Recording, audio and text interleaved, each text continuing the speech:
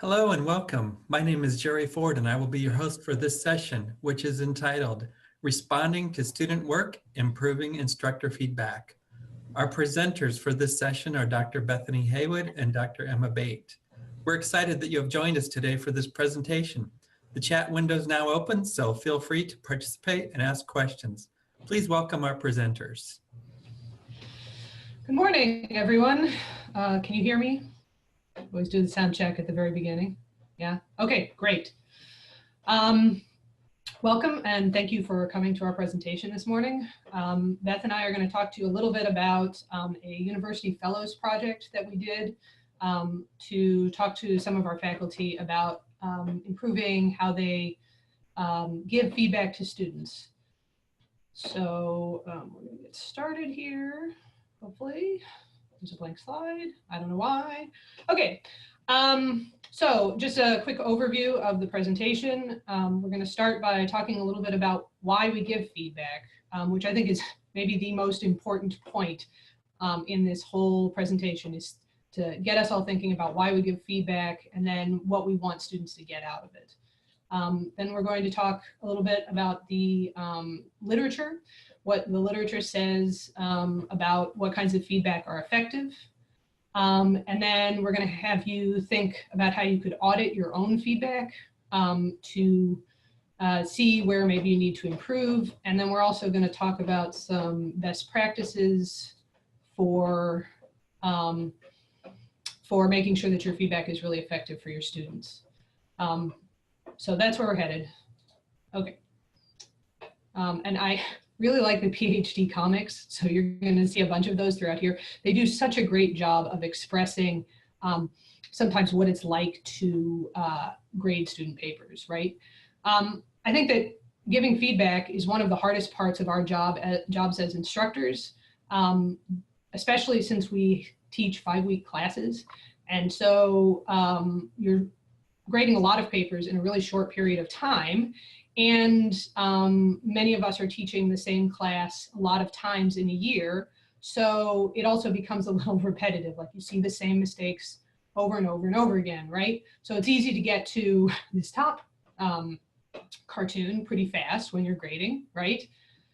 And then also in the bottom cartoon, it does seem like you grade papers and then you turn around and you grade some more papers and then you turn around and grade some more papers. So it's really easy to get burnt out on feedback and also to get to the point where you forget that you have students, where you're addressing papers instead of students. And we'll talk a little bit about that later on.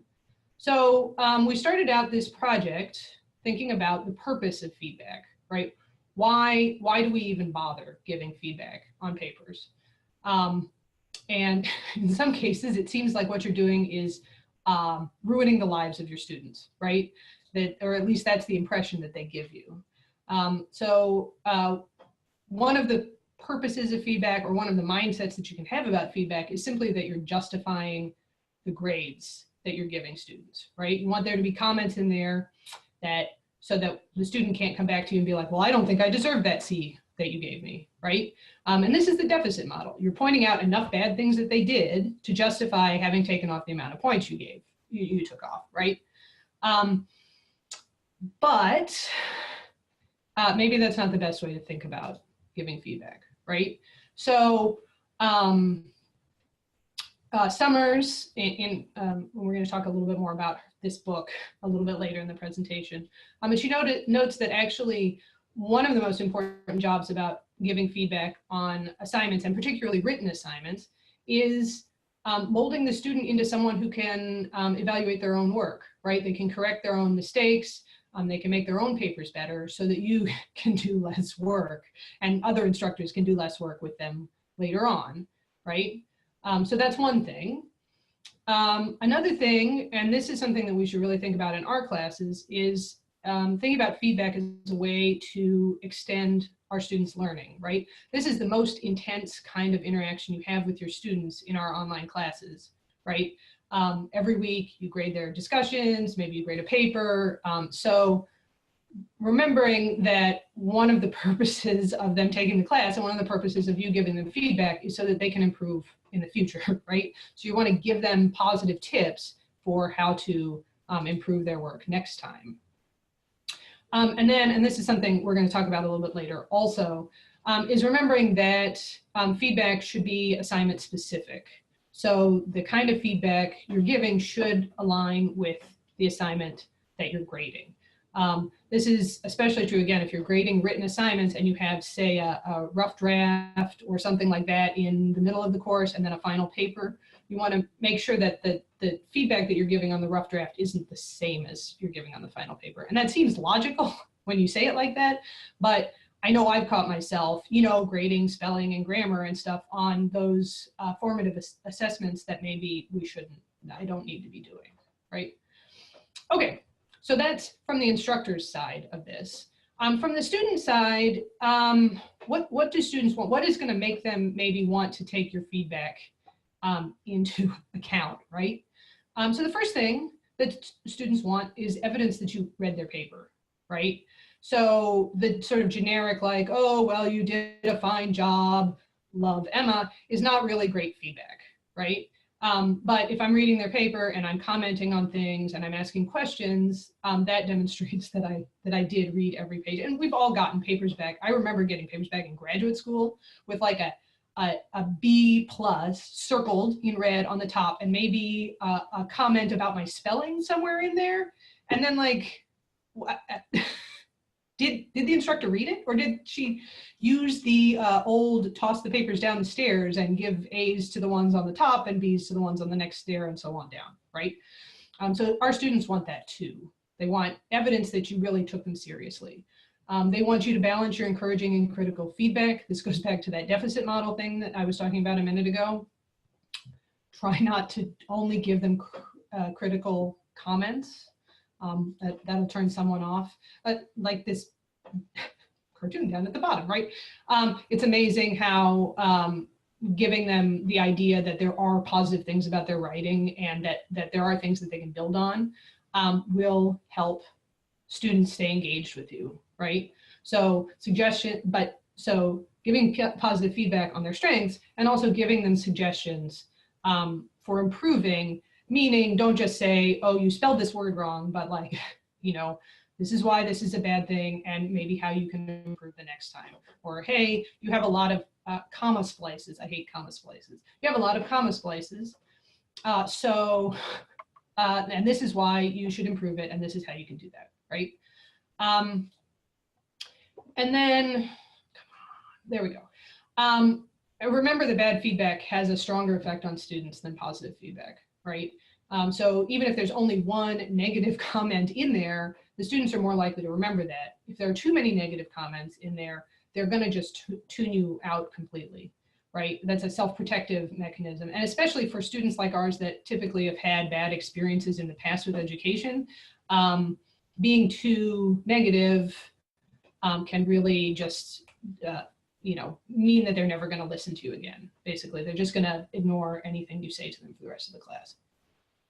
So, and then another point here is that we typically, as you know, in written assignments at Ashford, you have two different kinds of comments you can give in Waypoint, right? You can give comments in the margins, and you can give comments, summary comments.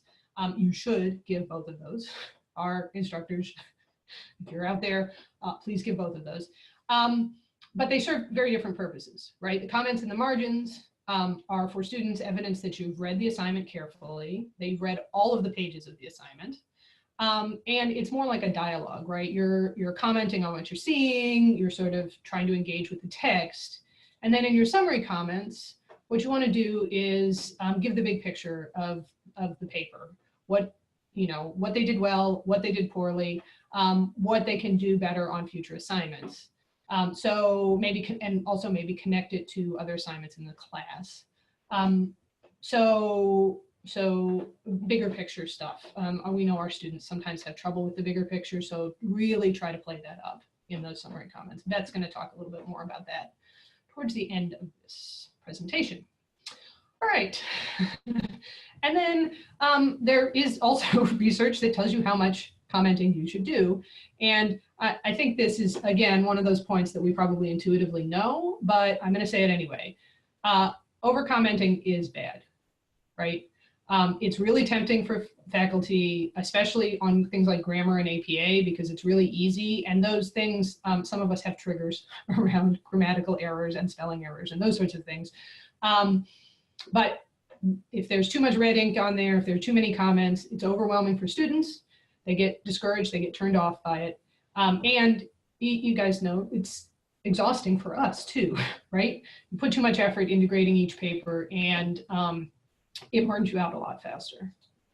So an important thing to remember is that we don't have to be copy editors, right? Even though sometimes that's the easiest part of the grading, right?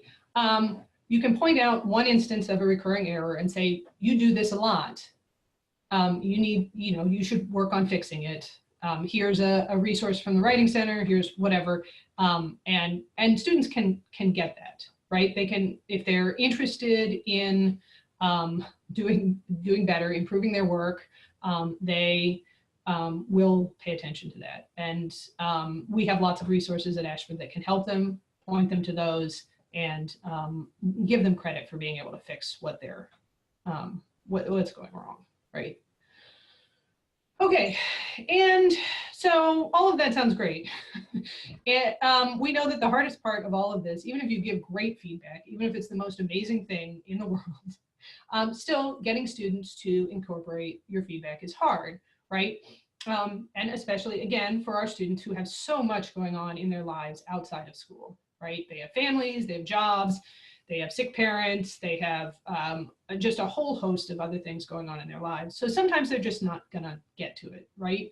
Or they're gonna take it on board, and maybe 3 classes down the road, they're gonna finally use what you said. So it's important not to get discouraged by that fact, right? But if you wanna make your feedback really useful for students, you want to remember that they actually do read the feedback most of the time, or most of them read the feedback most of the time, but they often don't use it.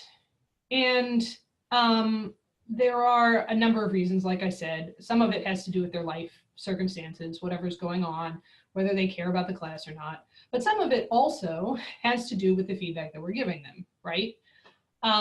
Students are less likely to act on feedback that is general, when there's a lot of comments and they think that everything must be wrong, and therefore, why bother?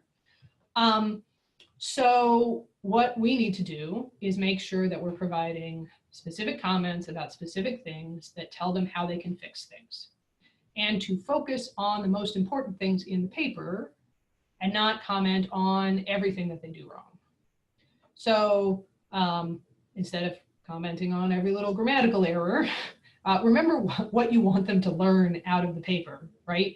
And for most of us, except maybe for people who are teaching English, where you're really focusing on paper writing, for most of us, there's actually, like subject matter that you're trying to get them to incorporate and trying to get them to use. So remember that too. Okay. All of that is a lead up to what we actually did in our University Fellows project, which is we provided copies of Nancy Summers' Responding to Student Writers book. It's really short. It's like 56 pages or something. And we gave this book to associate faculty who volunteered for our study. And then we did a series of 3 webinars with them to present the research to them, but then also to have a discussion about best practices and strategies that they've used, strategies from the book that they thought were really useful. And the culmination of all of this is going to be some training materials that Beth and I are putting together for faculty who want to know more about how to give good feedback. And we had a total of 13 faculty besides us that received copies of the book, and about 6 or 7 attendees at each webinar. Obviously, some faculty went to more than one. I think all 13 of the faculty went to at least one. So not a huge pool, but I really appreciate if any of our faculty are in the audience. We really learned a lot. And it's also great to just be able to talk to people about feedback. Okay, and so we began this series of webinars with this question, and I'm opening this up as a question for you too. How many classes have you taught at Ashford? And then as a second question there, how many different classes do you teach? I can't see this. Anyone? Anyone? Nobody? Okay, you don't have to answer. I'll say I have probably taught about 60 classes, maybe 65. Yeah, 100. That's more than me. People are counting. People are thinking about how many years times how many classes per year. Well, 100 is a lot. I'm 200. Jeez. Okay. Yeah. See, it's a lot of classes, right? I mean, even if you haven't been teaching here for very long, you've probably taught, you know, in your first year, you could teach 10 or so classes, right? Or 15 if you're really ambitious. So most of us have taught a lot in the online environment, right? And most of us, I think, probably have 1 or 2 or 3 classes that we teach the most often.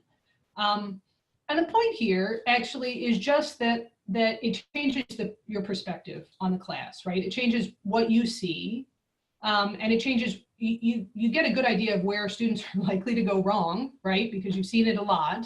I rarely am surprised by students messing something up, although it does happen from time to time. But the students don't see the class the way you do. And that's really, so things that you think are clear are maybe not clear, and things that, connections that you think are obvious maybe are not as obvious. And students also typically have trouble seeing the big picture. So if you're, say, leading up to a final paper with a bunch of assignments, they may or may not see that that's happening, right? So those are good things to keep in mind as you're giving feedback. And I'm going to run through this pretty fast, unfortunately, because we don't have a huge amount of time. But this is something that I suggest that you do maybe after the presentation, is go back and look at your feedback and think about, you know, one of your most recent classes, and think about your tone, the amount that you give amount of feedback that you give, the topics that you're covering. Do you focus on grammar and spelling and APA, or content, or what? And then your summary comments, which again, we should make connections with other assignments and give suggestions for improving. And then finally, just think about what your strengths and weaknesses are in giving feedback. Are there areas that you need to work on? I'm an over-commenter, and I do have a tendency to skew towards grammar and spelling. My father was a grammar Nazi, and that's where I land. So I know that that's something that I have to pay attention to while I'm grading. And so now we're going to talk a little bit about some of the outcomes of our UFP, things that we got from our faculty, and also some best practices for each of these areas. So in tone, our faculty recognize that sometimes we can get nasty with students, especially if they're doing the same thing over and over and over and over and over again. You've told them 4 times. But just remembering that you're not grading papers, you're grading people, right? And so you want to be as gentle as you can when you're giving them bad news, right? Again, to rein yourself in. Remember that it is easy to get frustrated. That's a thing that we all live with. I think online faculty in particular can get frustrated because we don't talk to each other very much, so we don't know that everybody's having the same experience. Try not to grade everything at once. 5 papers is my max at a time. If I have time, I try to take a break after that, right? Breaks, rewards are good too. Hey, I get to have a cookie now, and walk around. And then I also try, and this doesn't always happen, but I also try to leave some time at the end and make sure that I go back and review my feedback before I submit the papers for, submit the grades so I can make sure that I wasn't mean to any of them. I do occasionally catch myself doing that. And then also you can save for the in-text comments, you can save them to waypoint. come up with something nice and helpful that has the link right in there, and that way you don't have the opportunity to get mean. And then you can also ask questions, especially about content stuff. Hey, maybe you wanted to add a little bit more about this in here. You know, how could you rephrase this like that? That way it sounds less mean and more like you're trying to engage with them. For amount, our faculty indicated that reading the book actually helped them understand that students can fix their own mistakes if you give them the opportunity. That you call out the first error and then try to make less be more. Make sure that you're commenting on every page of the paper, but you don't need to comment on the same things over and over and over again. Okay, and I think I'm going to hand this off to Beth, having used most of the time. Okay, here you go. Hey everyone, can you hear me?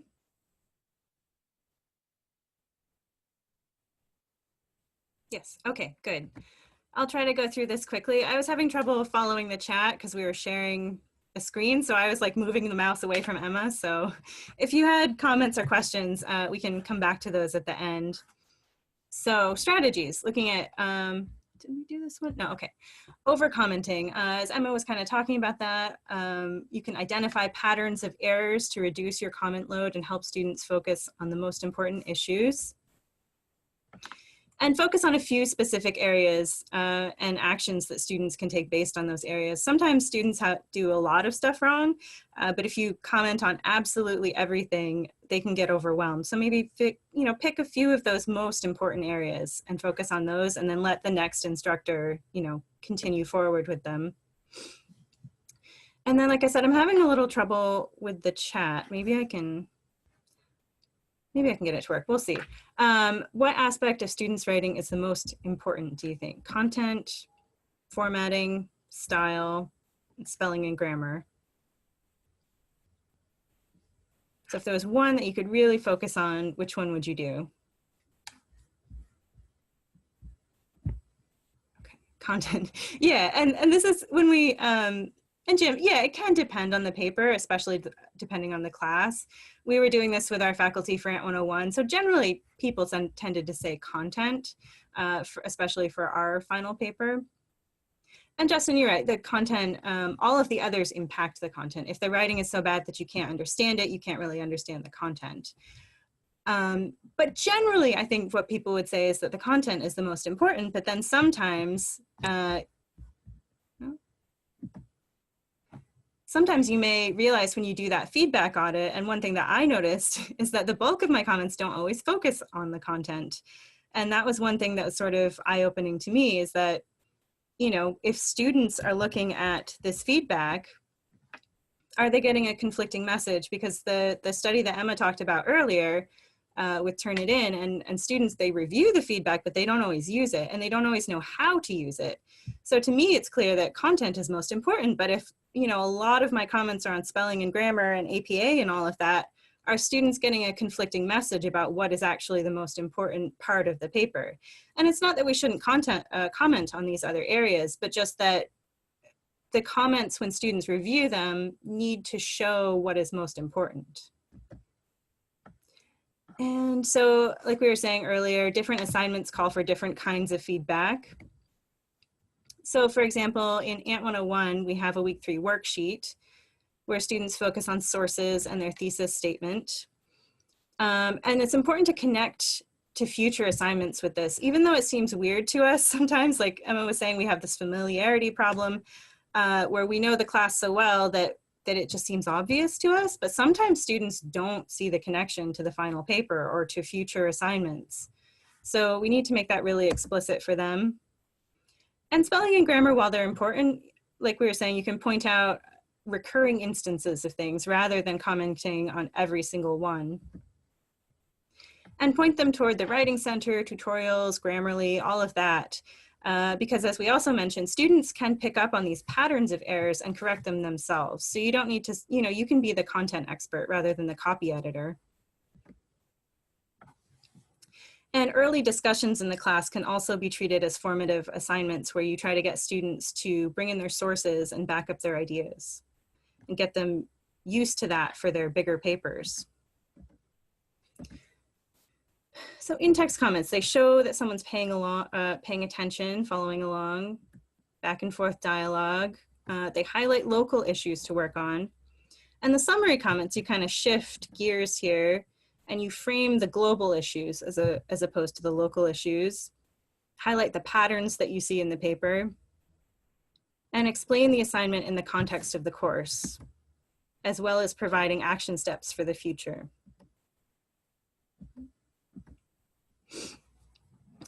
So summary comments, again, this is part of the audit. Think about whether you make those connections with other assignments, and do you give the suggestions for improving, and then link to resources. So try to be really concrete in this area in terms of telling them, what they've done well, what they need to work on, and then how this relates to future assignments or even future classes. And then give them some resources. For example, in Ant 101, we have examples of the final paper that you can link to, and to show them this is what it should look like. And one kind of big question that we had was, how do we get students to care? Especially if you're teaching a gen ed course, students are often taking it because they have to, not because they want to. And how do we try to get them to care about that, even if they didn't necessarily choose to be there? And this is a big question, and why don't we save this for the end, just because we're running a little low on time, but think about this, and we'll come back to it at the end. If there was one lesson that students could take away from your class, pick your favorite class that you teach. What would that lesson be? What would you want them to remember 10 years from now? And then think about whether your feedback aligns with that message. And I think sometimes we get caught up in those little issues, those things that are easy to comment on, spelling and grammar and APA, and we kind of lose the big message. So, try to bring that into your summary comments as well. Think about what your big message is. And then think about transportable lessons as well. What can they take from the class to their next class? And what can they take from the class into their life even?